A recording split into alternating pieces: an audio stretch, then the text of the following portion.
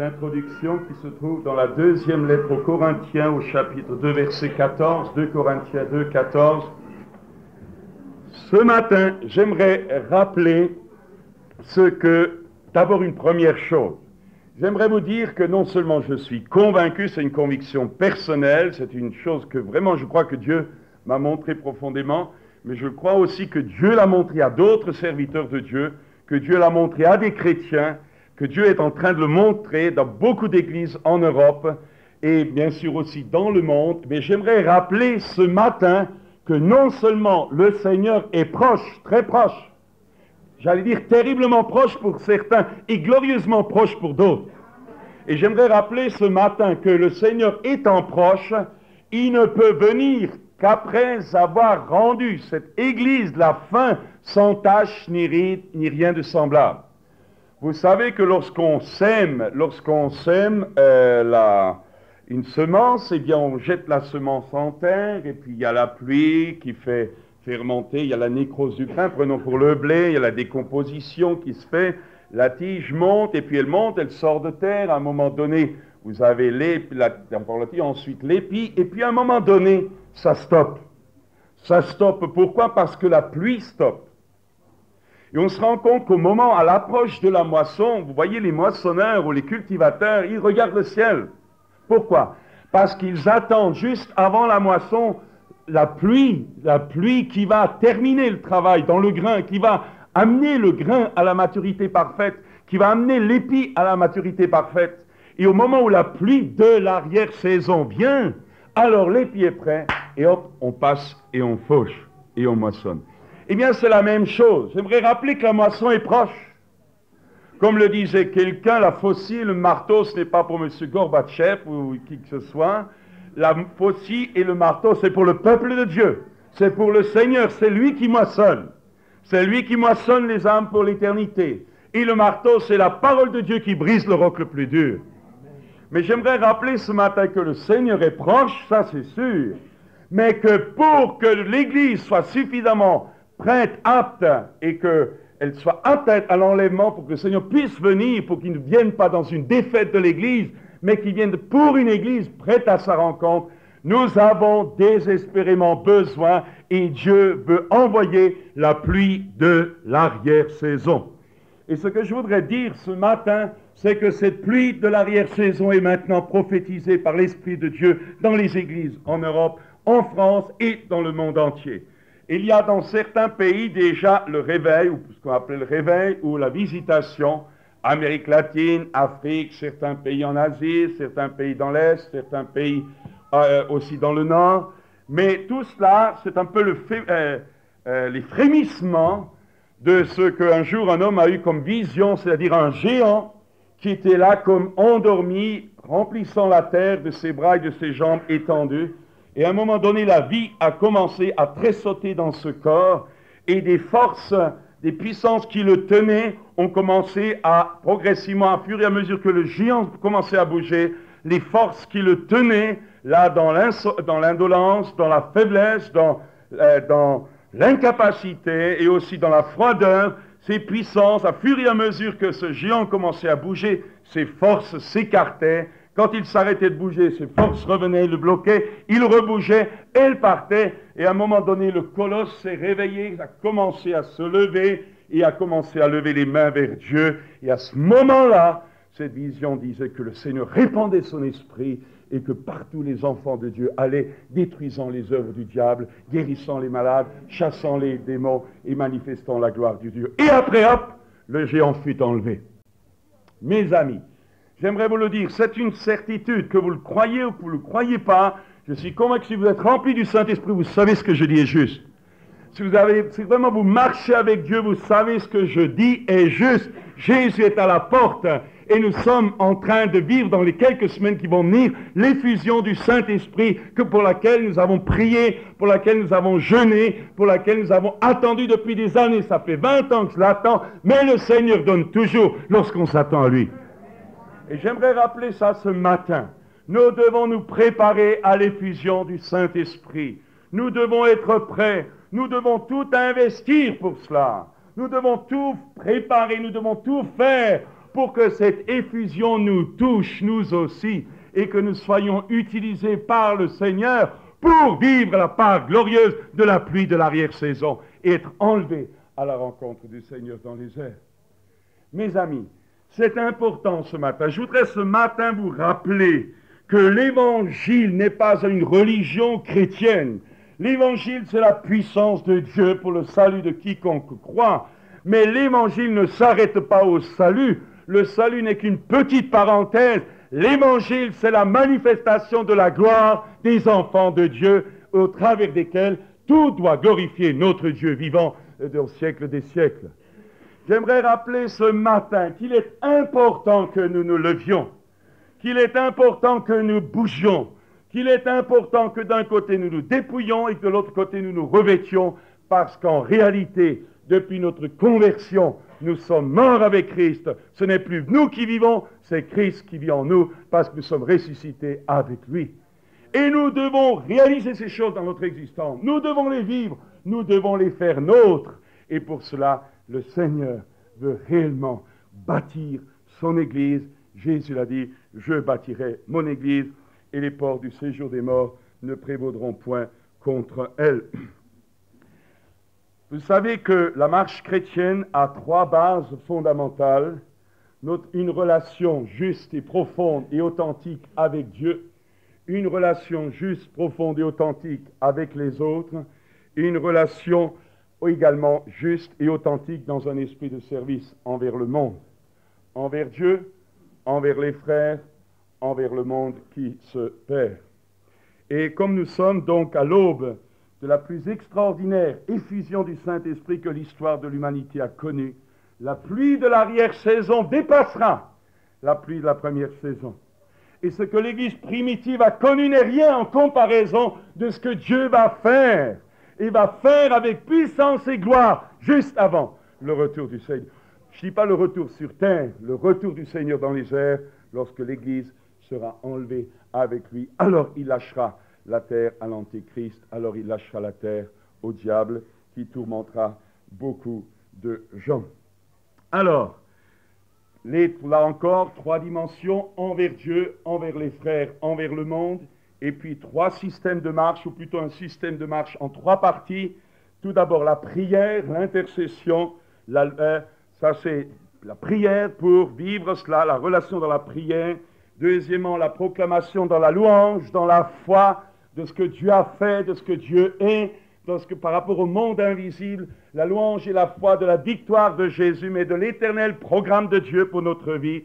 Et puis le 3e point, pour ne pas rester dans la prière seulement, pour ne pas rester dans la louange seulement, pour ne pas devenir des mystiques sans force, eh bien le 3e point, c'est l'engagement pratique, la confrontation par l'Évangile. On sort dehors, dans la rue, à l'école, à l'atelier, on bouge, on y va, on bouge, on y va, on témoigne, on s'affronte aux gens qui vont s'affronter à nous.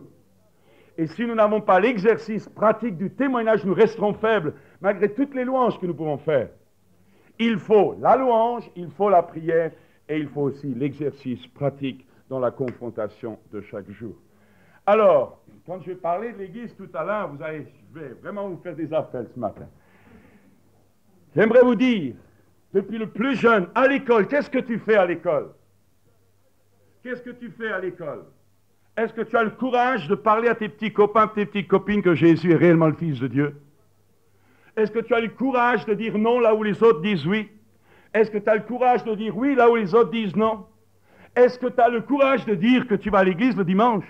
Est-ce que tu as le courage de lire que tu lis ta Bible? Petit garçon, petite fille, jeune homme, jeune fille, tu affiches quoi à l'école? Tu affiches quoi à ton travail? Tu affiches quoi avec tes copains, avec tes copines? Ta cigarette? Ta manière adéquate pour être comme les autres? Est-ce que tu affiches vivre comme les autres, t'habiller comme les autres, parler comme les autres? Est-ce que tu as peur d'être pas comme les autres? J'aimerais te rappeler ce matin, jeune homme, jeune fille, qui a une vocation merveilleuse. Ce que Dieu veut faire de toi, c'est un instrument au travers duquel il va sauver des centaines et des centaines d'âmes. Des gars, des filles, dans le lycée, à l'école, à l'atelier, à l'usine. Vivre pour le salut des âmes parce que nous vivons pour la gloire de Dieu, pour amener toute pensée à l'obéissance de notre Dieu vivant qui est notre Père. Et puis nous, en tant qu'adultes, vous vivez pourquoi? Je vis pourquoi? Pourquoi nous vivons? Parce que pour avoir une sécurité, pour avoir une retraite à peu près sûre. Pourquoi vivons-nous? Quelles sont nos motivations? Quels sont nos objectifs? Quel est le but? Quel est l'objectif de nos efforts? Quel est l'objectif de nos pensées? Quel est l'objectif de nos loisirs? Même nous vivons pourquoi? Mes amis, si tu penses garder, tu perdras. Mais si tu acceptes de perdre tout pour lui, tu retrouveras tout. J'aimerais ce matin que vous puissiez comprendre ce que je dis n'est pas une prédication en plus des autres. Ce n'est pas cela. Est-ce que tu fais ce que tu entends? Est-ce que tu fais ce que tu dis que tu fais? Est-ce que tu agis comme tu penses? Ou est-ce que tu penses mais tu agis le contraire? Est-ce que tu reconnais que tu n'as peut-être pas la force de le faire? Est-ce que tu reconnais que tu n'as pas l'envie de le faire? Est-ce que tu le reconnais, mais est-ce que tu te contentes de ça? L'autre jour, il y a un jeune qui dit, moi je ne peux pas m'empêcher de coucher avec une fille si vraiment j'ai envie. Je dis, mon ami, je suis désolé puisque la Bible le dit, si tu continues, tu te perdras. Tu te perdras parce que la Bible dit que le fornicateur et l'adultère n'entrera pas dans le royaume de Dieu. Et tu pourras dire à Dieu, mon Dieu, tu es amour, il te restera dehors. Parce que Dieu t'a donné, si tu le veux réellement, si tu investis tout pour Dieu, Dieu t'a donné la puissance de son esprit pour t'en sortir. Ce n'est pas le tort, n'est jamais chez Dieu. Le tort, c'est toi qui as fauté. C'est toi qui n'as pas le courage d'humilier profondément jusqu'à ce que tu sois délivré de la nature de ton péché. C'est des luttes, on en a tous des luttes. On a tous des combats. On a tous des mauvaises pensées. On a tous des choses mauvaises. Mais on ne les accepte pas en lutte. On se bataille, on exerce notre foi. Et s'il faut résister au diable, on le fait. Mais je sais que je suis plus que vainqueur par celui qui m'a aimé. C'est une certitude, je suis mort au péché, je suis mort à Satan et je suis vivant pour Dieu en Jésus-Christ. Ne t'excuse pas, tu es faible, tu es vaincu par toi-même bien sûr, tout le monde. Mais il faut que tu apprennes à exercer ta foi dans la vie de Jésus. Il faut que tu apprennes à vivre non pas de ta vie pour servir Dieu, mais la vie de Jésus en toi. Mais si tu vis n'importe quoi, si tu vis n'importe comment, si tu t'affectionnes à n'importe quoi, si tu laisses aller n'importe quelle impulsion, mais tu ne vas jamais connaître la vie. Et tu ne pourras même pas reprocher à Dieu de n'avoir pas eu la force de lui obéir, parce que tu auras tout fait pour empêcher la vie de pénétrer en toi ou de se libérer en toi. Prends garde. Et d'un autre côté, j'aimerais rappeler ce matin, frères et sœurs, hommes, femmes, jeune fille, aînés dans la foi, j'aimerais vous dire que c'est idiot de perdre des années de vie chrétienne parce qu'à la fin de notre vie, nous nous sommes relâchés. C'est idiot. C'est manque de bon sens élémentaire, mais c'est tragique et c'est mortel. Jésus a dit, veillez, veillez, veillez, veillez, veillez. Il a dit, veillez, c'est qu'il y a un danger. Il a dit, faites attention, c'est qu'il y a un danger. Prenez garde, c'est qu'il faut prendre garde. Faites tous vos efforts, c'est qu'il faut faire des efforts. N'écoutez pas ceux qui vous encouragent en disant, laissez-vous aller simplement dans l'amour de Dieu. Il y a la part de Dieu, il y a votre part. Si vous ne faites pas votre part, si je ne fais pas ma part, je resterai pour compte et mes pleurs ne changeront rien. Comprenez-vous que par la nouvelle naissance, Dieu nous a donné un cœur nouveau. Dieu a mis en nous une vie nouvelle. Dieu a mis en nous une nature nouvelle. Et cette nature nouvelle, nous allons le voir. Cette nature nouvelle se développera dans la mesure où je l'exerce. Je vais aller un peu plus loin maintenant. Prenons d'abord le sens de l'Église. Ecclésia, vous le savez tous, ça veut dire appelé hors d'eux, tiré hors d'eux. C'est l'assemblée de Dieu, c'est l'assemblée dans le désert, sortie d'Égypte, sortie du peuple. C'est un peuple en marche, en route vers une glorieuse destination. Un peuple, c'est le peuple pèlerin de Dieu, se hâtant vers les extrémités de la terre pour supplier tous les hommes de se réconcilier avec Dieu et se pressant à la rencontre de son Seigneur qui réunira tous en un.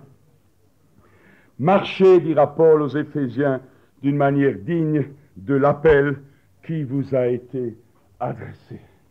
J'aimerais ce matin vous redire cela de tout mon cœur, comme je le dis à moi, marche d'une manière digne, d'une manière digne, d'une manière digne de l'appel qui t'a été adressé. Mais j'aimerais vous dire quelque chose, c'est que vous remarquerez qu'avec notre structure européenne, avec notre façon de raisonner, avec notre façon de mettre Dieu à notre service, nous avons tout mis au singulier. Moi, je viens de le faire. Marche d'une manière digne. Saisis-toi de la vie. Prends. Revêt-toi. Mais la Bible utilise la plupart du temps le pluriel. Marchez. Courez. Pourquoi?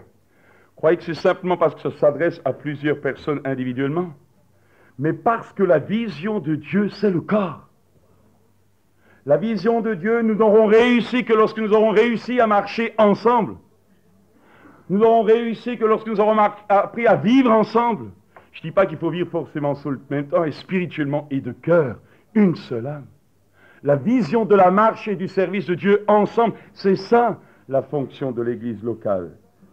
Appeler hors d'eux veut dire délivrance de nos péchés passés, appeler pour la communion de son Fils, appeler en vue d'un héritage la terre promise, le ciel, l'appel céleste, et appeler tous ensemble pour être un peuple à part appartenant à Dieu. L'appel ne s'adresse donc pas seulement, ne s'adresse pas à un individu, mais l'appel s'adresse à un peuple. Il faut bien que vous compreniez cela, sinon vous allez rater votre vocation chrétienne. L'appel s'adresse à un peuple, jamais à un individu seulement. Et l'appel qui s'adresse à un individu n'est destiné qu'à lui ouvrir la notion de l'appel pour le peuple. Vous êtes un peuple à part, dira Pierre, un sacerdoce royal, une nation sainte. Il n'a pas dit que toi, mon frère, ou toi, ma sœur, tu es la super ou tu es le super saint. Ça ne vaut rien ta sainteté si tu te coupes avec le corps. Tu illusionnes ceux qui sont faibles ou qui veulent vivre comme toi, mais tu es perdu dans l'avenir si tu ne reviens pas à la vision céleste du corps et du peuple de Dieu. J'aimerais dire ceci. Il y a aussi, je le dis très vite, il y a l'Église universelle, formée de tous les croyants nés de toute éternité, nés de nouveau dans l'histoire, dans le temps, géographiquement dans tous les pays, qui sont déjà morts, ceux qui vivent encore, et ceux qui vont encore se convertir avant le retour du Seigneur. Ça, c'est l'Église universelle, mais j'aimerais rappeler que cette Église universelle qui excuse, le sigle Église universelle excuse beaucoup d'erreurs, eh bien cette Église universelle doit bibliquement se prouve, se concrétise, se démontre par l'Église locale visible. Comme ma foi chrétienne se démontre par mon comportement, la foi biblique de l'Église universelle se concrétise par mon appartenance authentique à une Église locale. Et j'ose le dire, pas le temps là ce matin, mais j'ose le dire que tout homme, toute femme qui se réclame du christianisme et qui n'a pas compris que la vocation du chrétien c'est de faire partie d'une assemblée locale, localisée dans le temps, dans l'espace, dans le lieu, eh bien, celui-là ou celle-là est en dehors de la vision terminale de Dieu. Parce que Dieu ne sauve pas un individu seulement, Dieu le sauve pour qu'il s'intègre dans un corps et pour que ce corps un jour soit prêt à régner avec le Maître. L'Église locale doit être le peuple de la beauté, de la perfection. En un mot, la nouvelle société. Dans Matthieu 1, verset 21, l'ange dit, tu lui donneras le nom de Jésus, car c'est lui qui sauvera son peuple de ses péchés. La plupart d'entre nous, nous prenons ce texte pour nous. C'est lui qui sauvera son peuple. Donc, il va me sauver. Mais la Bible dit, c'est lui qui sauvera son peuple. C'est lui qui sauvera son peuple. Il faut vous décentrer de vous-même. Aussi longtemps que vous êtes centré sur vos droits en Christ, sur ce que vous êtes, sur ce que Dieu vous donne, vous allez rater la plénitude de la visitation que Dieu veut apporter. Parce que si je dis ces choses, ce n'est pas pour vous mettre là un couteau sur la gorge, mais c'est simplement pour rendre apte à expérimenter pratiquement la visitation qui va venir. Sinon, vous verrez les autres visiter et vous n'aurez rien. Il y a une vision céleste. Il y a une vie céleste déjà ici-bas. Et il y a des lois spirituelles célestes. La plupart des chrétiens interprètent individuellement et personnellement le salut et la marche chrétienne, alors que la Bible et les épîtres parlent souvent de nous, de nôtre, le pluriel, plus que le singulier. Le chrétien solitaire, ni dans la Bible, ni dans l'Esprit de Dieu, existe. Ça n'existe pas. C'est antinaturel. Quand je dis naturel au sens chrétien, au sens divin. Ça n'existe pas. Ça n'existe pas. Or, ça existe beaucoup parce que c'est un phénomène du siècle. Chacun veut vivre à sa façon. Chacun, nous allons le voir. Qu'est-ce que c'est? Vous savez, l'Église universelle, c'est celle que je choisis. Je choisis l'Église universelle parce que je peux choisir qui je veux croire, je peux choisir qui je veux aimer, je peux choisir avec qui je vais vivre. Mais l'Église locale, c'est celle que Dieu a choisie pour que tu acceptes de vivre avec elle. Aussi longtemps que c'est moi qui choisis mon Église, j'ai encore rien compris de la Seigneurie du Christ.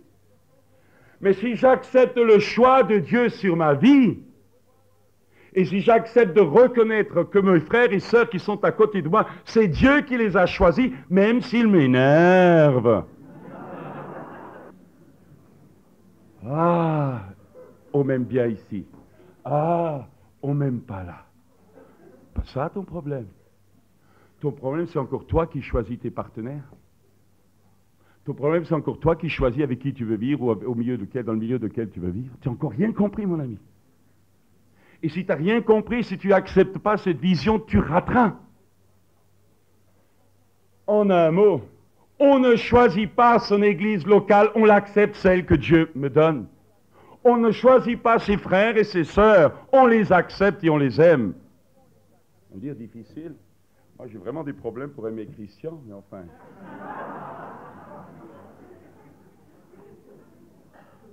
On ne choisit pas. On ne choisit pas. On reconnaît. Parce que si moi je choisis, je ne vais jamais changer.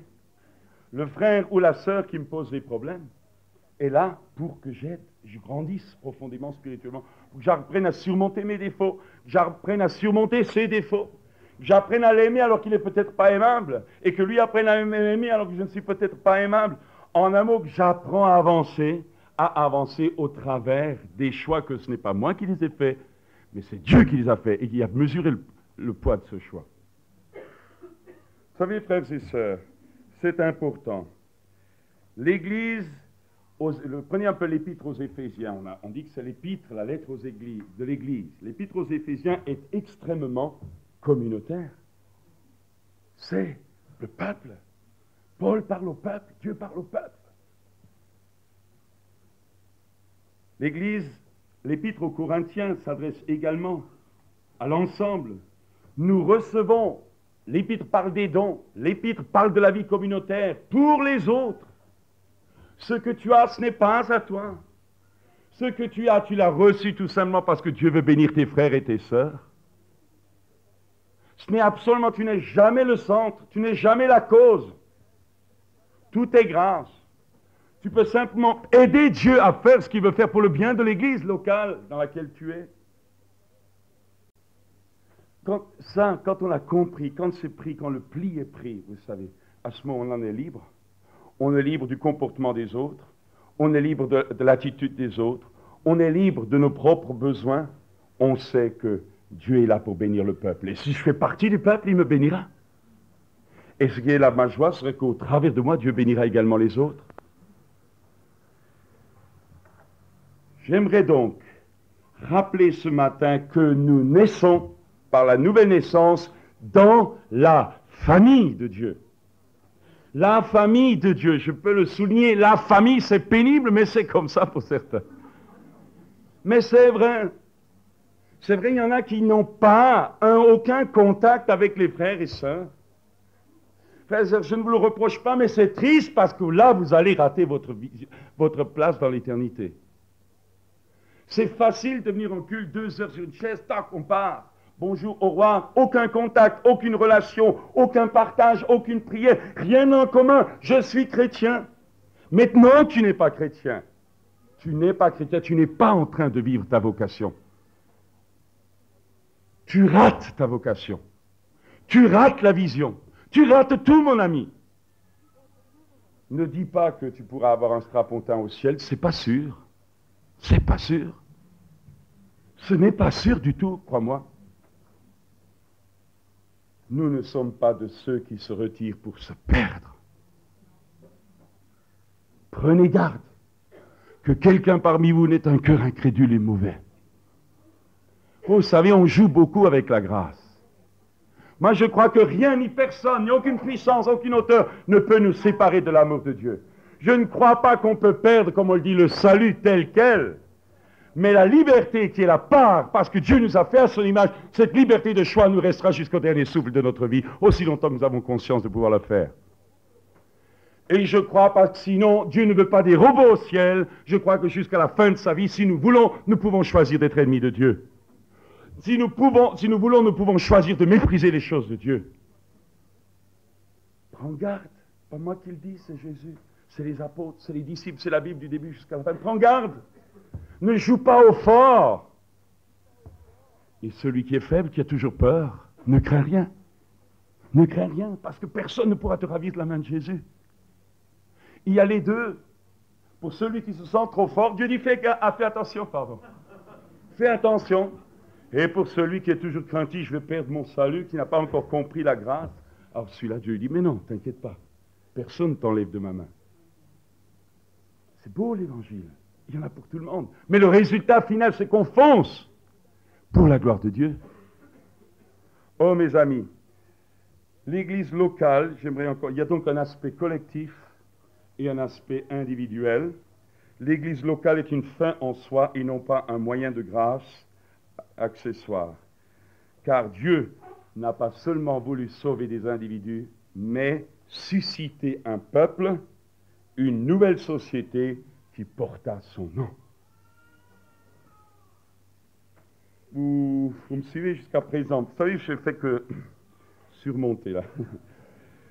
Et la Bible nous dit également qu'il faut, c'est l'Épître aux Éphésiens au chapitre 3 verset 10, dit qu'il faut que les dominations, les autorités dans les lieux célestes, les principautés, connaissent aujourd'hui par l'Église. Quelle Église? L'invisible? Non, l'Église visible, l'Église locale. Connaissent par l'Église la sagesse infiniment variée de Dieu. Alors je vous pose cette question. Qu'est-ce que les anges invisibles voient? Qu'est-ce qu'ils apprennent avec nous? Qu'est-ce qu'ils apprennent avec notre vie de famille? Qu'est-ce qu'ils apprennent avec notre vie de couple? Qu'est-ce qu'ils apprennent avec notre vie de parents? Qu'est-ce qu'ils apprennent avec notre vie de jeunes? Qu'est-ce qu'ils apprennent avec notre vie de célibataire? Qu'est-ce qu'ils apprennent avec notre vie de gestionnaire, chef d'entreprise, employé, paysan, employé de bureau, professeur, médecin?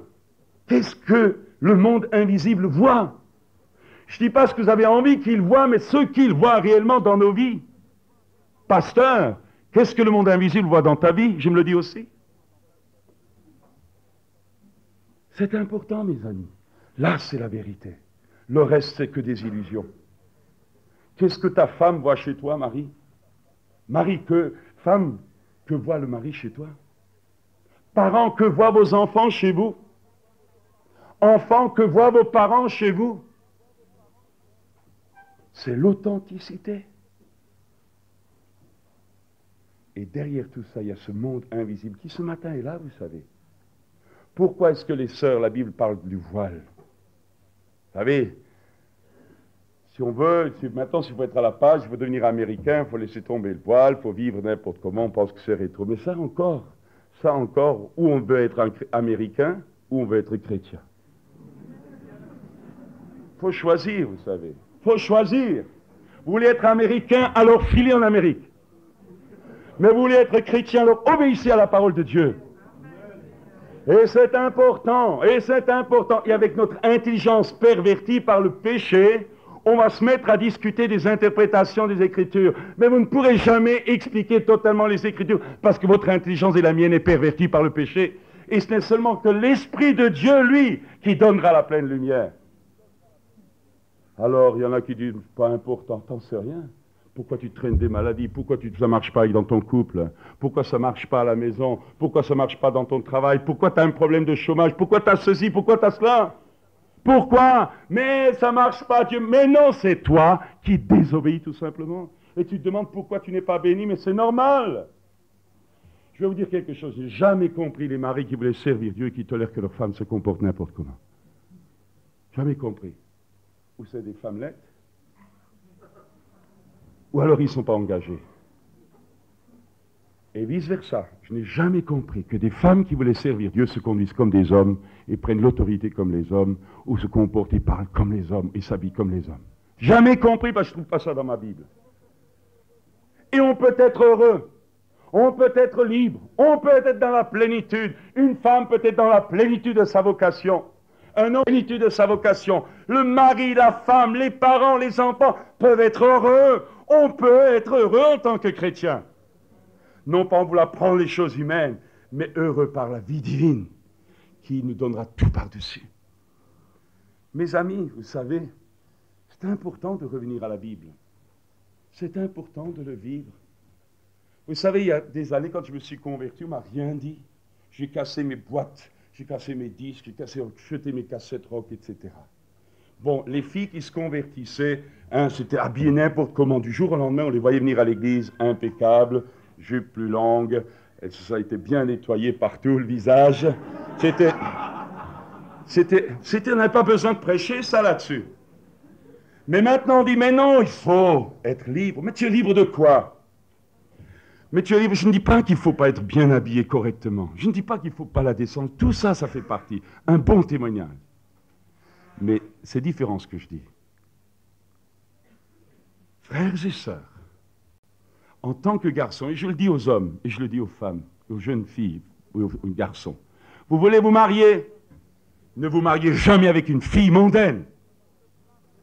Fille, tu veux te marier, ne te marie jamais avec un gars qui te fera baver et qui t'empêchera plus tard de servir le Seigneur. Choisis Christ, choisis la vie, et tu seras heureux dans ta famille et dans l'éternité. Autant de choses, mais on veut se marier, on veut avoir ceci, on veut avoir cela. Mais tu l'auras, mais ça te perdra. Et tu pourras pleurer, tu pourras pleurer, tu pourras pleurer, tu ne l'auras pas parce que tu as fait un choix qui a engagé toute ta vie et tout ton avenir. Ésaü a pleuré, il n'a pas pu avoir après. Il y a des choix que vous faites pour la vie. Qu'est-ce que vous voulez tout de suite? Votre désir? Ou le Seigneur? Et lui prendra soin de vous. Vous savez, c'est difficile, on est obligé, alors qu'avant, on n'avait pas besoin de parler comme ça. Avant, c'était évident, les gens prenaient la Bible. Mais maintenant, lisez la Bible, vous ouvrez, alors vous allez à n'importe quelle librairie chrétienne, vous ouvrez avec toutes sortes sur un thème, vous avez 36 livres, et chaque livre dit différemment. Alors, celui qui a envie de croire ça, il croit ça, l'autre qui a envie de croire ça, il croit ça. Chacun se fait un petit peu son menu à la carte. Mais c'est vrai, frères et sœurs, mais c'est vrai. Un jour, j'ai pris, il y a quelques années, nous avons fait de la formation. Et à un moment donné, pour apprendre ceux qui voulaient faire le discipolat, leur avait laissé des livres, leur avait donné des titres de livres à lire pour la tenue, au niveau éducation, au niveau femme, au niveau etc. Mais il y avait un des livres, sur tous les livres qui étaient serrés, il y en avait un qui parlait que la femme, il fallait qu'elle se mette à l'ordre du jour, etc. Mais vous ne pouvez pas vous imaginer le nombre de jeunes qui s'engageaient là-dedans. Ils venaient enfin de trouver une excuse. J'aimerais le dire ce matin, ce n'est pas de la bagarre. J'aimerais vous dire une chose. Nous sommes le peuple de Dieu. Ça ne veut pas dire qu'il faut être des laidrons, comprenez-moi bien. Ça ne veut pas dire, non, il faut être bien, correct, tout. Mais on n'investit pas nos vies là-dedans. C'est important, mes amis. C'est important. Si seulement... Enfin, que le Seigneur le montre. Hein.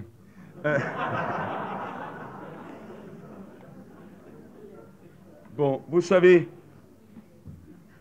quand j'ai compris ça, que les dominations, les autorités dans les lieux célestes connaissent aujourd'hui par l'Église la sagesse infiniment variée de Dieu, lorsque, comme dit Éphésiens 3, 21, à lui la gloire dans l'Église. Est-ce que vous comprenez que la Bible dit qu'à Dieu la gloire, là, dans l'Église locale, pas l'Église universelle que je m'imagine comme je veux, comme je l'aime, moi, qui m'excuse dans mes désobéissances, mais l'Église locale, concrète, celle qui est biblique. Et j'aimerais dire, la gloire de Dieu dans l'Église, frères et sœurs, dans l'Église, c'est-à-dire au milieu de nous, ici, nous. Mais c'est vrai. Vous, votre famille, on va le voir. Parce que l'Église, c'est les familles que nous représentons.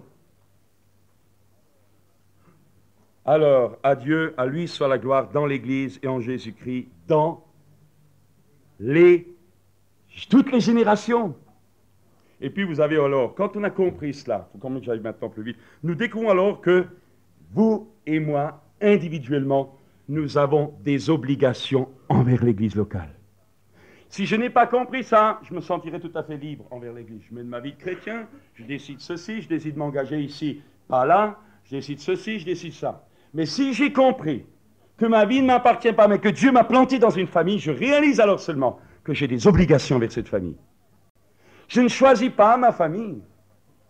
Il y a la famille biblique, et cette famille biblique peut alors m'envoyer ou reconnaître que Dieu m'a donné une vocation pour agir tel et tel ou tel endroit, ou dans tel ou tel milieu, mais j'appartiens spirituellement, je suis greffé sur l'assemblée. Nous découvrons alors l'obligation que nous avons envers l'assemblée, puisque nous devons nous développer et progresser, et je le souligne, ensemble, pour obtenir la nouvelle communauté du peuple de Dieu. Frères et sœurs, pourquoi y a-t-il tant de problèmes, de rivalité, de compétition, d'arnaque, j'ose le dire, et de récupérer de l'argent à droite à gauche? Pourquoi y a-t-il tant de problèmes et tant d'un aspect négatif de l'Église face au monde païen? Mais parce que les gens n'ont pas compris qu'ils ne vivent pas, que Dieu ne vit pas pour eux, qui n'ont pas à choisir eux, mais à accepter le plan et la place de Dieu dans leur vie. Oh, si seulement nous pouvions comprendre le sens de la communauté. Ce n'est pas juste, ça ne se défend pas, ni bibliquement, ni moralement. Parce que ceux qui ne vivent pas attachés dans une église, qui ne vivent pas une église, profitent souvent des bienfaits de l'église. Mais ils perdent, ils ne vivent pas leur responsabilité envers le corps. Vous allez me dire, mais moi je choisis de vivre pour telle mission. Moi je choisis pour vivre pour telle œuvre chrétienne. Moi je choisis peut-être de vivre pour les étudiants, etc. C'est toi qui choisis encore.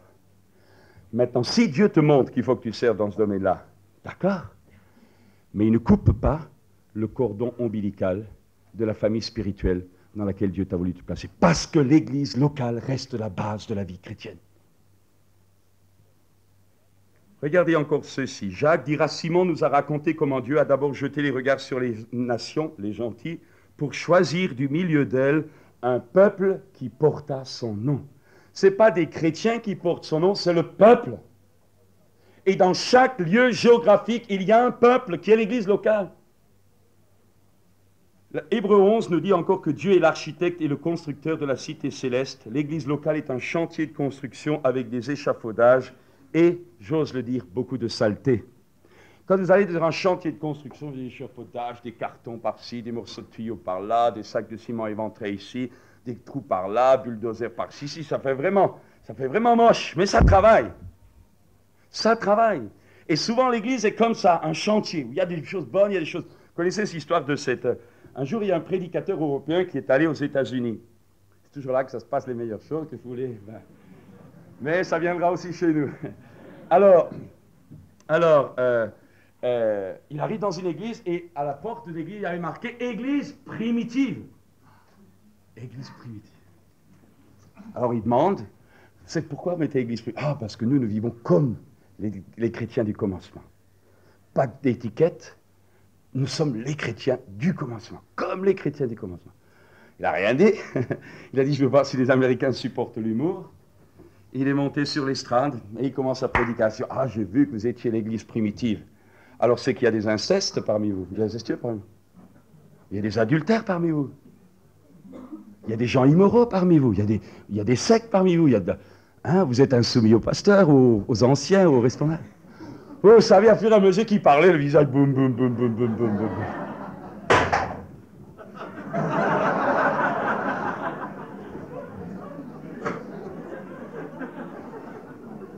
Vous savez, l'Église c'est ça. L'Église c'est ça. Luther a dit que le visage de l'Église est le visage d'un pécheur. Donc l'Église n'est pas parfaite. Elle ne sera jamais parfaite aussi longtemps qu'il y aura un nouveau chrétien qui entrera. Et peut-être lorsque l'ancien s'y trouve encore.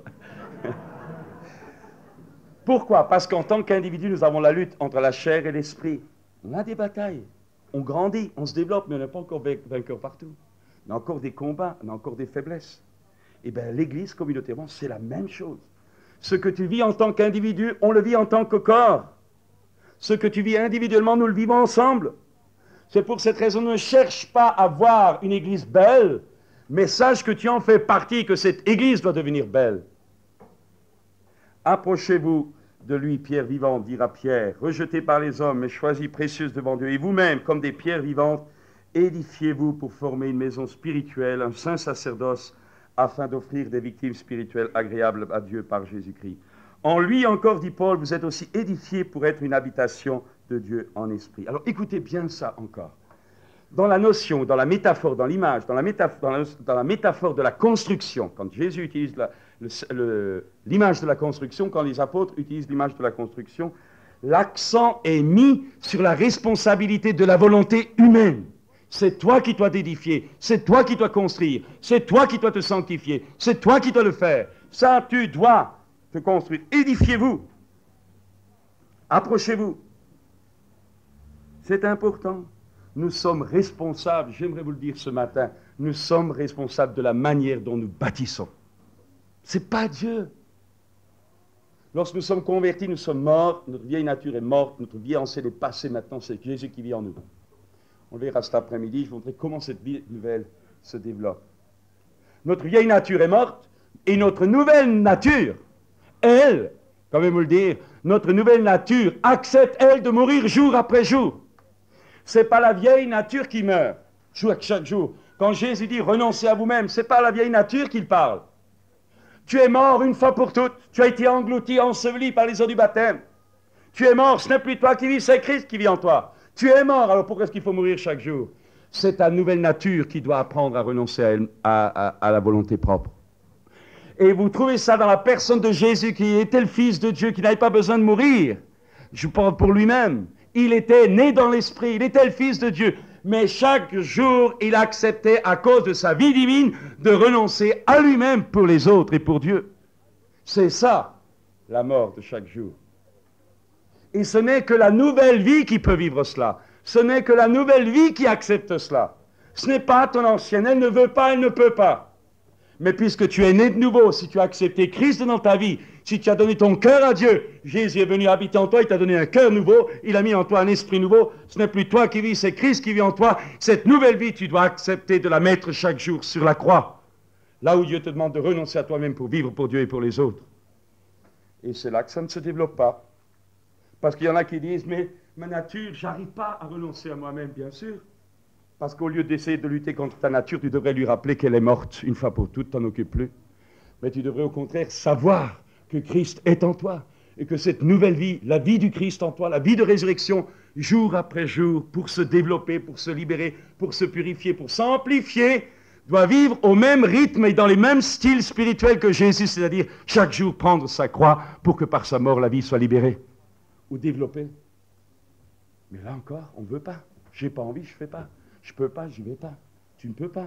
Mais tu pourrais quand même, si tu acceptes de vivre, non pas de ta vie qui est morte, mais de la vie du Christ qui est en toi. En un mot, vivez, faites un échange. Ne vivez pas de votre vie pour Dieu, vivez de la vie du Christ en vous, par la foi. Je crois que c'est un peu fort, mais je veux dire fort dans le sens, peut-être certains ne me comprennent pas, mais c'est là la clé. C'est là la clé. Alors, si quelqu'un détruit le temple de Dieu, et j'ose le dire, le temple de Dieu, c'est aussi l'église locale. Dieu le détruira, car le temple de Dieu est saint, et c'est ce que vous êtes. Et j'aimerais rappeler ce matin que des églises ont été détruites par le comportement humain. Actuellement, l'islam remplit des pays là où autrefois il y avait des églises chrétiennes florissantes. Rappelez-vous le livre de l'Apocalypse, les lettres aux différentes églises, l'avertissement de Jésus, prends garde, si tu ne changes pas, j'enlèverai le chandelier, prends garde, prends garde, prends garde, prends garde, mais non, Dieu est bon. Non, il n'y a plus d'église, c'est l'islam qui gagne. C'est fou ce que nous cherchons des excuses pour ne pas renoncer à nous-mêmes. Mais j'aimerais vous le dire, c'est sûr que tout renoncement au départ fait mal. Tout renoncement coûte quelque chose. Mais tu ne pourras jamais accepter ce renoncement si tu n'as pas compris ce que Dieu t'offre de plus. C'est important, mes amis. C'est important. Je voudrais encore dire ceci. Nous avons l'assurance de l'achèvement quand même. Si nous sommes au Seigneur, si nous l'aimons, quelles que soient nos faiblesses, quelles que soient nos limites actuelles, il faut avoir foi en lui, confiance en lui, car les portes du séjour des morts ne prévaudront point contre l'Église. Je n'ai pas dit l'Église locale seulement là, mais l'Église universelle, l'Église dans l'histoire. Travaillez à votre salut avec crainte et tremblement, dit Philippiens 2,12. Ça veut dire d'achever le total rétablissement, la guérison de toute la personnalité de la communauté chrétienne à laquelle j'appartiens, comme de moi en tant qu'individu. Travailler à votre salut veut dire achever le rétablissement, l'épanouissement, la maturité de l'Église, du corps dans lequel Dieu m'a placé. Il y a quelques points importants. Vous savez, j'aimerais vous dire, il faut restaurer le corps local. Il faut. Moi, j'ai connu des œuvres chrétiennes, interconfessionnelles, qui pendant longtemps ne plaçaient qu'eux. Ils disaient, bon, les églises ne s'entendent pas, alors nous, on est le dessus du panier, on est en dehors des églises, mais en réalité, ils faisaient leur église à eux, sans même porter le nom. Ils avaient leur réunion de prière, ils avaient leurs responsables, ils avaient leur gestion financière, ils avaient leur publicité, ils avaient leur réunion. C'était devenu une église sans porter le nom. Mais ce que je veux dire par là, depuis quelques années, justement parce que l'esprit est en train de... C'est pas que les œuvres interconfessionnelles sont forcément mauvaises, c'est pas ce que je veux dire, il y a des choses qui sont suscitées parfois par Dieu. Mais ce que je veux dire, ce qui compte, c'est ce qui est dommage, c'est ce que les hommes en font après. Il y a des hommes qui ont réellement eu des visions justes. Mais quand vous regardez après les déviations, les choses qui viennent, parce que, et ça c'est, à la fin dans les œuvres, c'est comme dans l'Église. Le peuple de Dieu est désespérément à refaire chaque fois. Eh bien, je veux dire une chose, c'est que nous avons à réaliser cette chose-là, cette restauration du corps local. Et je connais des œuvres, moi, qui m'ont demandé de faire des enseignements qui, avant, il ne fallait pas parler de l'église locale, parce que l'église locale, il y avait ceci, l'église locale, on ne pouvait pas travailler l'église locale. Mais maintenant, vous comprenez, le Seigneur ouvre les yeux, il montre que la base du monde chrétien, c'est l'église locale, et que la base de l'église locale, c'est la famille. Ce n'est pas une communauté chrétienne, ce n'est pas un kibbutz chrétien, si vous voulez. C'est pas, je m'excuse pour Michel, c'est pas Saint-Laurent-du-Pont en tant que communauté fraternité chrétienne. La base d'une église, c'est la famille. Et la base du monde chrétien, c'est l'église locale.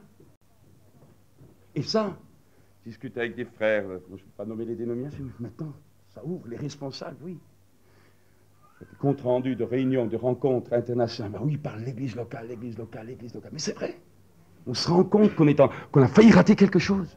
Ça ne veut pas dire que tout ce qui a été fait était mal, non, mais Dieu est en train de préparer la pluie de l'arrière-saison. Mes amis, il n'y a pas que l'église locale, mais il y a l'église locale en action dans le monde. Sur les différentes branches, sur les différents aspects.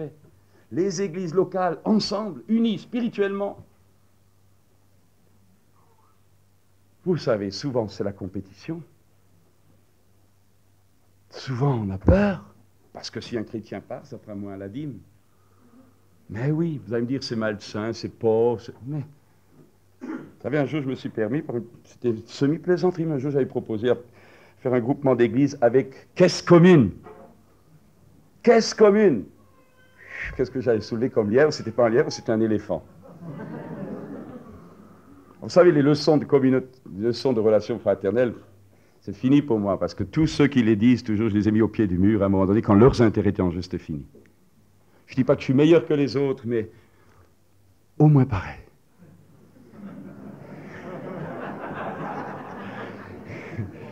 Mais ce que je veux dire par là, si nous avons la vision, et c'est ça que je voudrais vous proposer. Moi, je ne veux pas, si vous voulez penser aux autres, je crois que les autres églises ou les autres mouvements, les autres œuvres ont aussi leurs problèmes. Donc, je les laisse avec le problème, ils sont assez grands. Hein.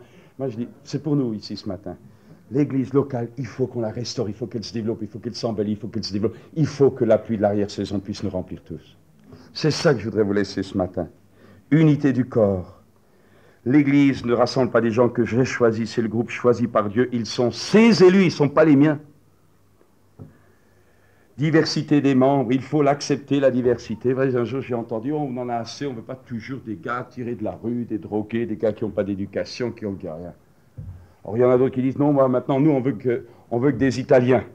L'autre, il veut que des Portugais. L'autre, il veut que des Arabes. L'autre, il veut communauté d'Arabes, communauté d'Italiens, communauté d'Alsaciens. Mais il y en a. Il y a que des églises comme ça. Moi, je le crois, en Espagne. Allez-y, église espagnole, c'est normal. Mais quelle est la meilleure preuve de l'existence de Dieu dans une église? Vous savez ce que c'est?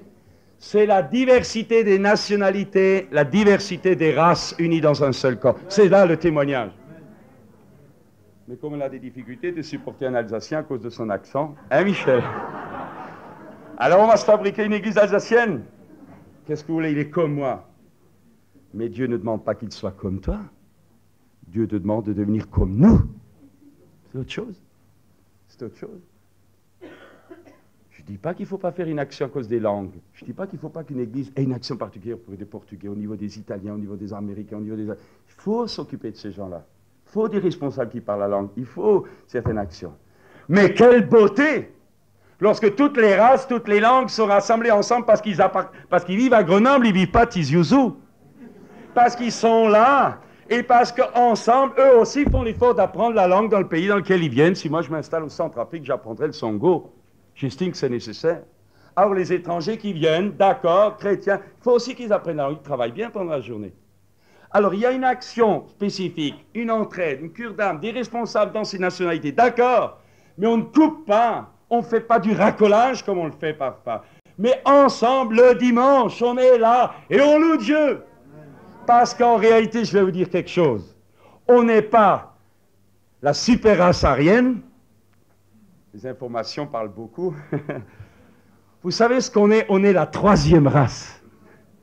Vous saviez ça? La troisième race. Vous me regardez. Ni juif, ni grec. On est chrétien. Mais ça, c'est beau, quoi. On n'est ni jaune, ni vert, ni noir, ni blanc. On est chrétien. On est le peuple de Dieu. Vous vous rendez compte? Si les Savoyards commencent à vouloir faire une église savoyarde, où on va aller? Les Dauphinois. Mais je ne dis pas qu'il faut... C'est peut-être bien qu'il y ait un groupe de prière savoyard. J'en sais rien. Peut-être bien qu'il y ait une cellule. Peut-être bien, je ne dis pas qu'il ne faut pas travailler. Mais quelle beauté quand la vision de Dieu, un seul peuple, une seule race, une seule langue. Et si j'ai encore des difficultés à m'exprimer en français, alors allons-y en langue. Ah, Seigneur, langage spirituel, chant spirituel. Mais c'est beau ça. Diversité des membres, souveraineté de Dieu sur le corps, pas vouloir imiter les autres, pas vouloir vivre comme les autres, comme il veut. Dieu distribue les dons comme il veut. Pas comme moi, je veux, moi, ça, si je m'écoute, j'aimerais tous les dons de puissance. J'aimerais avoir de l'argent à gogo. Mais alors plein, je ne dirais même pas pour moi, mais vraiment, j'ai des plans pour tout l'argent que je pourrais trouver. Pas comme je veux, comme lui veut. Et c'est là encore que ça cloche. Que t'importe les autres, a dit Jésus à Pierre. Toi, suis-moi. Et puis, il y a l'interdépendance. Je dois reconnaître que j'ai besoin des autres et eux de moi. Pèlerins, les pèlerins des églises locales n'ont rien compris. Les pèlerines non plus. Ça veut le dire. Et croyez-moi, je ne fais pas de la propagande pour notre église ici. Je dis c'est un principe biblique. Oh, nous avons une grande influence sur les autres. Et j'aimerais dire comme un filet qui se répare et que les mailles sont tenues les unes aux autres pour la pêche spirituelle, eh bien ainsi les chrétiens doivent être liés les uns aux autres pour cette pêche spirituelle, le filet naturel pour la pêche naturelle et le filet spirituel des membres de l'Église liés les uns aux autres pour la pêche spirituelle et pour la beauté du corps. Vous savez, c'est beau l'Église. Et alors, nous avons une grande influence les uns sur les autres. Vous savez, on a une influence énorme. Les parents ont une influence sur les enfants, le père sur la mère sur le père, les enfants parfois sur les parents, des hommes sur d'autres hommes, etc., selon l'impact, selon la personnalité, selon les dons, selon les talents. Prenez garde que votre influence, un jour, ne vous soit pas reprochée par le Seigneur devant le tribunal de Christ. Parce que votre influence négative va peut-être entraîner vos enfants à une rébellion. Votre influence négative va peut-être entraîner vos petits-enfants, vos arrière-petits-enfants. On me dit, mais il n'y a pas d'hérédité. Ah oui, il n'y a pas d'hérédité. Que Jésus-Christ brise l'hérédité. D'accord, il la brise. Mais je dis qu'il faut qu'elle soit brisée. Je dis qu'il faut qu'elle soit brisée. Combien d'enfants, combien de jeunes qu'on ramasse, qui ont eu des problèmes et qui se convertissent, qui ont encore des problèmes, parce que leur père a peut-être fait ceci, parce que leur mère a fait cela. C'est faire l'autruche que de ne pas reconnaître que certains gars ont besoin d'être délivrés. Christ les a délivrés. En Christ, c'est fait, tout est fait. Nous sommes des nouvelles créations, c'est fait. Mais il faut que je le fasse bien par la foi. Il faut que je le vive. Il faut que je prenne ce que Dieu m'a donné en Jésus-Christ. Mais je voudrais surtout dire, c'est que l'Église locale est une assemblée qui doit grandir, se construire, faire des progrès, prier par son style de vie, par son style divin, jusqu'à ce que nous soyons parvenus à la maturité parfaite de Christ. Et vous savez que le but de ça, que dit qu'à Dieu, c'est de faire paraître devant lui cette Église sans tache, ni ride, ni rien de semblable. Vous savez, le mot comment est-ce que cette Église grandit? Je vais aller faire un peu plus vite. La croissance dans la beauté visible de l'Église locale, en chaleur, en générosité, correspond, la grandeur, la croissance de l'Église correspond à la croissance dans la sainteté de l'individu. L'individu grandit dans la sainteté, l'Église grandit en chaleur et en épanouissement d'amour. Le diable attaque de l'extérieur, le diable attaque par l'intérieur. Bon, mais ce qui est important, c'est que nous devons d'abord savoir que nos noms sont inscrits dans le livre des cieux. Réjouissez-vous, dit Jésus, de ce que vos noms sont écrits. Et alors, pas des simples spectateurs venant et sortant de l'Église locale, nous devons apprendre à assumer nos responsabilités envers l'Église, envers l'Assemblée, envers la famille où Dieu nous a placés. L'exercice de la discipline, ça fait partie aussi, la pureté morale de l'Église, consiste en deux sortes d'actions, se débarrasser, se dépouiller, s'abstenir, et de l'autre côté se revêtir, cultiver les vertus chrétiennes. D'un côté se séparer et de l'autre côté prendre par la foi. La pureté doctrinale consiste dans la tolérance et aussi dans la fermeté. Tantôt il faut être ferme pour le salut de tout le monde, tantôt on ne doit pas tolérer un écart, et tantôt il faut être patient, extrêmement patient, comme Jésus l'a été. Il n'y a pas de règle. C'est la marche dans l'esprit, c'est la marche dans l'amour, mais aussi la sagesse de Dieu qui nous fait grandir. Alors je voudrais maintenant arriver, et c'est là le point de base, un des points de base que j'aimerais souligner, c'est celui-ci. L'Église, une communauté familiale, bien sûr, mais dont la Sainte Seine est l'esprit de famille. Me voici, a dit Jésus, moi et les enfants que tu m'as donnés, n'est pas seul, moi et les enfants que tu m'as donnés, le repas fraternel, les échanges, tout ce qui existe.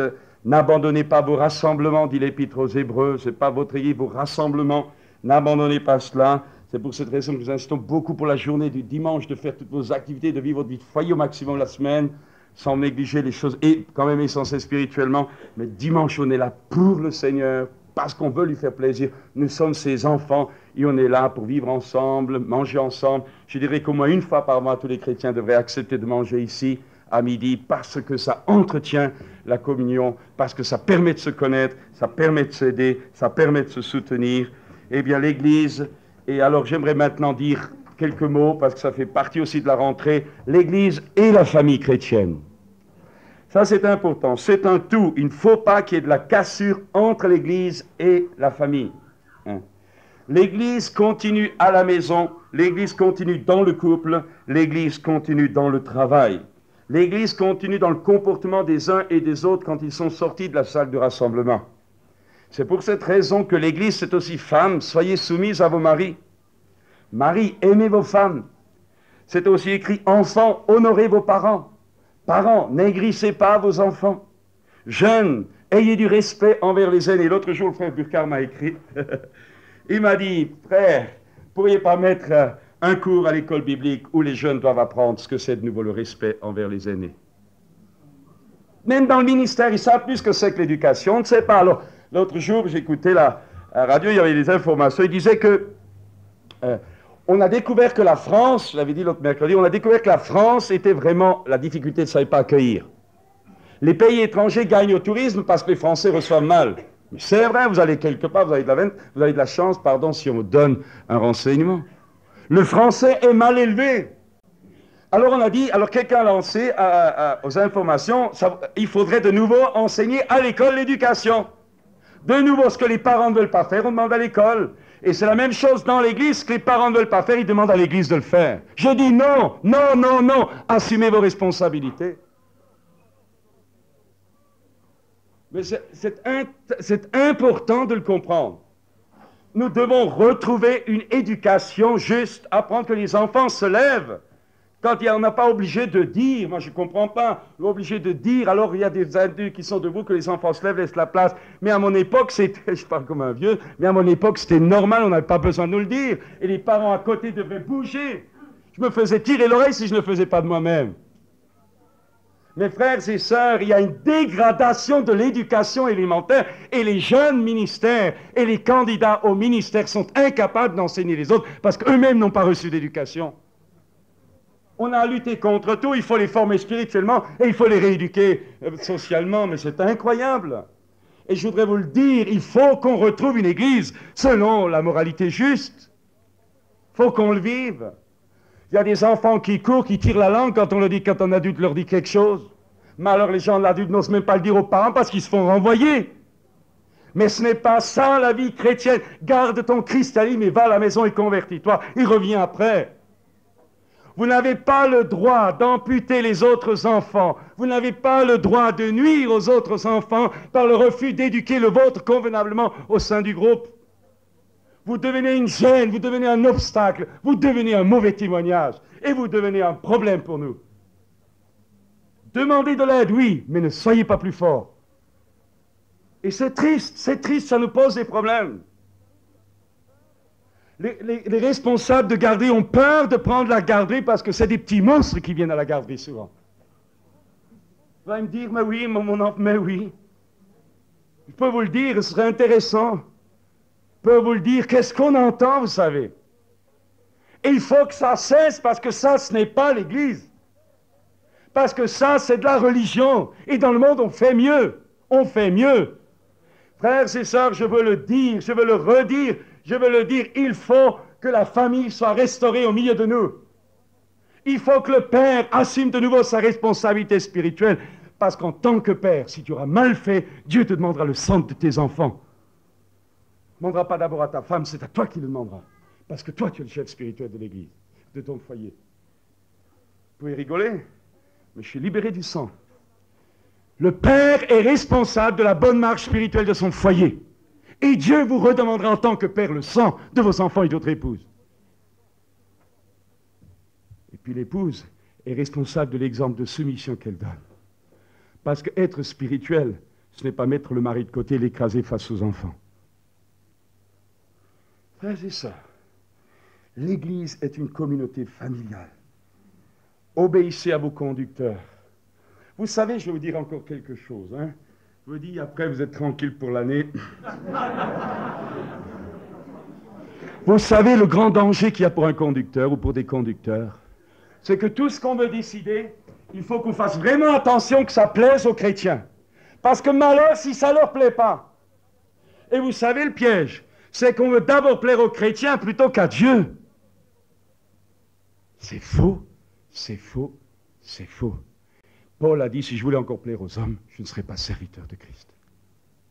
Mais ça coûte. Et on va être bien vu. On va être bien. Vous savez que c'est difficile d'avoir de bons responsables, parce qu'il faut toujours être bien vu du peuple. Soyez bien vus pour votre générosité. Soyez bien vus pour votre amabilité. Soyez bien vus pour votre douceur, pour votre esprit de service. Oui, alors d'abord, soyez reconnus. Mais n'essayez pas de vous reconnaître en passant la main dans le dos des autres. Parce que ça, ce n'est pas chrétien. Vous savez, la famille, c'est la base. Et pourquoi dans le monde, pourquoi l'éducation qu'on donne? Pourquoi est-ce qu'on donne des pensions alimentaires à des... Vous avez des enfants. Vous savez, moi j'ai fait du droit il y a des années, j'ai beaucoup oublié. Mais je sais une chose, à mon époque, je faisais droit. À mon école, on discutait de la part alimentaire pour les enfants adultérins ou la part alimentaire pour les familles, pour la fille mère ou pour des parents séparés ou des concubinages. Et il y avait des grosses discussions de jurisprudence du Conseil d'État ou de la Cour de cassation. Il fallait étudier ça pendant les heures à la fac. Hein. À cette époque-là, je n'étais pas converti. Je regrette maintenant, mais il fallait étudier ça parce qu'il y avait des grosses discussions. On trouvait que ce n'était pas moral de donner des pensions alimentaires à des gens qui vivaient ensemble et qui refusaient de se marier. Mais on a dit, mais non, il faut être libre, c'était l'humanisme. Maintenant, les gens refusent de se marier parce que quand ils se marient, ils perdent une pension. Mais c'est vrai. Et vous avez un déclin incroyable, les enfants grandissent dans ce milieu, mais personne ne veut plus se marier. Et combien d'enfants de chrétiens ont quitté l'église parce qu'ils voulaient vivre à la colle avec une fille ou avec un gars? Mais je pourrais en donner des noms. Frères et sœurs, il y a une dégradation, mais je le dis, moi je le dis, on récupérera toujours ce qu'on sait. Vous savez, il y en a qui, on peut cacher, vous pouvez cacher. Moi devant Dieu, je fais mon possible, mais après avec lui. Et si ce n'est pas aujourd'hui, ce sera demain. Si ce ne serait pas demain, ce sera après-demain. Sinon, dans 10 ans, dans 20 ans. J'ai connu des gens qui en ont fait baver à d'autres. Mais quand à la fin de leur vie, quand ils n'avaient plus de force physique, quand les enfants se sont détournés, quand les parents se sont détournés, quand dans la maison de retraite, on leur en faisait baver, ils criaient, ils n'avaient plus de réponse. Parce que celui qui ferme l'oreille aux autres, un jour criera lui-même, il n'aura pas de réponse, c'est la Bible. Tôt ou tard, ça se paye. Ou alors ça se payera dans l'éternité. Mes amis, si je vous dis ces choses, ce n'est pas pour vous faire peur, mais j'aimerais vous dire, on ne se moque pas de Dieu. Dites-vous bien, vous ne pouvez pas vous moquer de Dieu. Tôt ou tard, vous portez la sanction de votre action. Vous savez, pendant longtemps, je disais, moi, j'avais aussi ça. Je dis, je peux faire quelque chose. Des fois, j'étais tenté de... Bon, après, je demandais pardon à Dieu. Puis un jour, j'ai compris. J'ai demandé pardon à Dieu. Bon, le sang de Jésus là. Puis je me rendais compte que le problème ne partait plus. Il était parti pendant un temps, maintenant, il ne partait plus. Pourquoi? J'essayais, pourtant, tu m'as pardonné. Oui, je t'ai pardonné. Pas de réponse. Oui, oui. Alléluia, tu m'as pardonné. Mais le problème était toujours là. J'étais pardonné, mais la sanction de Dieu était sur moi. Et il y en a qui porteront la sanction de Dieu toute leur vie. Alors, évitez de jouer avec Dieu, parce que vous ne pourrez pas échapper à la main de Dieu. Et je vais vous dire quelque chose de terrible. Il vaut mieux être un inconverti et faire tout que d'être un chrétien et de jouer avec Dieu, parce que là, vous aurez droit à la discipline de Dieu, parce que Dieu a propriété sur vous. Et vous pouvez beau essayer de vous présenter un Dieu d'amour, ce Dieu d'amour vous disciplinera d'une façon telle que vous regrettez peut-être avec larmes d'avoir fait ces choses. Pourquoi? Parce que Dieu est vengeur? Pas du tout, pas du tout, pas du tout. Parce qu'il y va de votre éternité. Il faut que Dieu vous frappe pour éviter de vous perdre. Ah, mais le sang de Jésus me lave. Tu en es sûr qu'il te lave comme ça? Il lave? Mais il y a des conditions de lumière. Il y a des conditions de vérité. Il y a des conditions d'une vraie repentance. Et je suis incroyablement surpris, je vous le dis. Des gens qui ont bavé, qui ont pris des coups et qui inlassablement recommencent les mêmes bêtises. Mais alors qu'est-ce qu'il faut leur dire? Mais continue, Dieu t'aime. La Bible nous dit que la terre qui est abreuvée jour après jour, qui à un moment donné donne des mauvais fruits, eh bien, elle sera coupée, elle sera démolie. Elle sera jetée au feu. Dieu patiente, mais à un moment donné, si ça ne donne rien, j'y peux rien. On m'a dit, mais ça, c'est pas l'amour. C'est des réalités bibliques. Vous pouvez vous trouver des textes dans la Bible. Et je ne dis pas ça pour vous faire peur. Je dis tout simplement que nous devons avoir Dieu avec nous. Et que la vie chrétienne, c'est une vie de plénitude. La famille, pas de classe d'âge. Et je voudrais maintenant, c'est là qu'on va arriver maintenant, je voudrais dire aux jeunes, d'abord apprendre aux enfants à s'occuper, à avoir aussi la notion des personnes âgées qui sont à côté d'elles. Que les enfants aillent aussi dire un peu bonjour. Que les jeunes aussi aillent vers les adultes. Tu veux servir Dieu, tu veux évangéliser. Alors commence d'abord à évangéliser dans ton église. Commence d'abord à servir dans ton église. Commence à mettre la main à la pâte. Commence à aider. Commence à être soumis. Commence à être disponible. C'est ça, le départ de la vie chrétienne. On va aller crier sur les rues, on n'est pas capable de vivre cela à la maison. Vous n'êtes pas capable de vivre cela à l'église. Commencez petit, vous ne voulez pas avaler le chameau, commencez à être tout simplement ce que vous devez être. Je dis cela, c'est important. Pas de classe. Il y a des jeunes, et pourquoi est-ce que je dis ça? Parce que nous allons faire à la rentrée, donc nous allons faire une certaine action auprès des préados, et pour les enfants, préados, on va aussi faire une certaine action auprès des ados, mais avec les parents, c'est entendu que les ados doivent être intégrés dans la vie, dans le service de l'Église.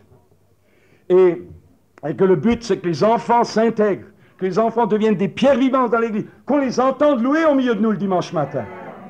On les veut, ça. Tu veux servir, alors commence à servir Dieu dans la louange. Commence à servir Dieu dans la prière, qu'on entende ta voix, qu'on puisse avoir la joie de dire Amen, et on te le dira, crois-moi. Alors, parents, poussez un peu vos enfants à prier. Parents, poussez vos enfants à louer. Moniteurs, monitrices, poussez les enfants. Encadrement de jeunes, poussez. On veut entendre des voix de tout âge. Oh, c'est le peuple de Dieu sans distinction d'âge qui est là devant le Seigneur. On veut y aller, on veut le vivre. La restauration de la famille dans l'Église. Et alors, on pourrait encore dire, les célibataires, il faut penser à eux. Les célibataires, eh bien, ça peut être un don. C'est aussi, les célibataires, hommes ou femmes, sont des traits d'union entre les membres de l'Église. Ils sont beaucoup plus de liberté, ils sont beaucoup plus disponibles dans bien des domaines, peut-être pas d'enfants, etc. Donc, beaucoup plus disponibles. Et puis, sont ouverts, ils peuvent être accueillis, ils peuvent être partagés, ils peuvent faire un très bon travail. Le célibat est un... je voudrais vous dire quelque chose en passant, qu'au ciel, on ne se mariera plus. Vous le savez.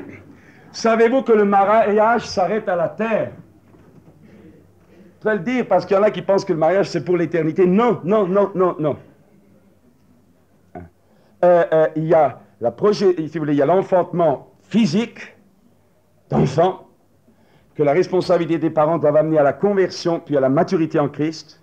Et l'Église doit aider les parents, mais pas faire le travail des enfants, et pas s'interposer entre les enfants et les parents. Et puis, il y a la progéniture spirituelle. Et ce qui restera dans l'éternité, c'est la progéniture spirituelle. Parce que nos enfants, selon la chair, s'ils ne naissent pas de nouveau, ne suivront pas. Et combien de parents investissent pour leurs enfants qui emmèneront tout dans la terre et n'emmèneront rien au ciel, alors que Dieu voudrait tellement que nous soyons riches pour l'éternité. Et les célibataires peuvent être pères et mères de multitudes. On ne se mariera plus au ciel. Fini les scènes de ménage.